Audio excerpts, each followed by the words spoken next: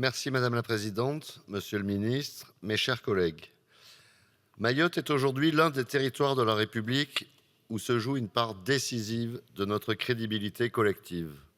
Ce n'est pas seulement un département d'outre-mer, c'est une frontière, c'est un bastion, c'est une terre de France où notre droit, notre autorité et notre présence sont quotidiennement mises à l'épreuve.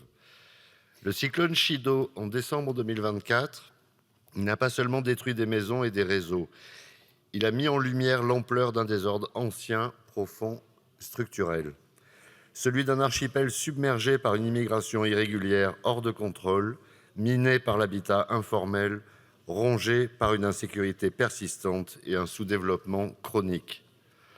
Face à cela, deux textes sont aujourd'hui soumis à notre approbation. Le projet de loi de programmation pour la refondation de Mayotte et le projet de loi organique relatif au nouveau département-région de Mayotte. Ces textes forment un tout. L'un fixe le cap, les moyens, les ambitions.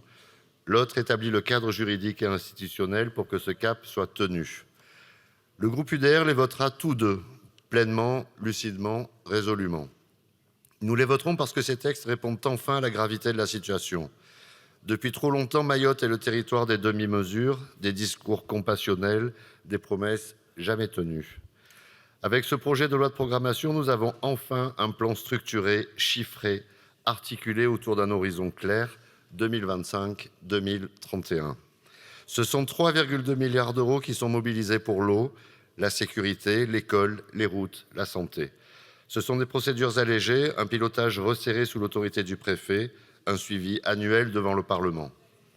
Par ailleurs, ce texte renforce les conditions de séjour, combat les reconnaissances frauduleuses de paternité, trace les flux d'argent sortants, il permet de mieux contrôler et de mieux protéger. Le deuxième texte, la loi organique, est tout aussi fondamental. Il dote Mayotte d'un cadre institutionnel à la hauteur de ses défis. L'appellation département-région n'est pas cosmétique. Elle consacre enfin ce qu'est Mayotte dans les faits, une collectivité unique exerçant les compétences d'un département et d'une région. Elle permet une meilleure lisibilité, une meilleure gouvernance et une meilleure coordination avec l'État. La création d'une assemblée unique de 52 membres, élus à la proportionnelle avec prime majoritaire, offre un nouveau souffle démocratique mieux adapté aux réalités locales. Mes chers collègues, ces deux textes n'ont pas vocation à tout régler. Ils ne régleront pas à eux seuls 40 ans d'accumulation de désordre. Mais ils ont un mérite essentiel. Ils donnent à l'État les outils pour reprendre la main. Et à la collectivité de Mayotte, les moyens d'assumer son avenir.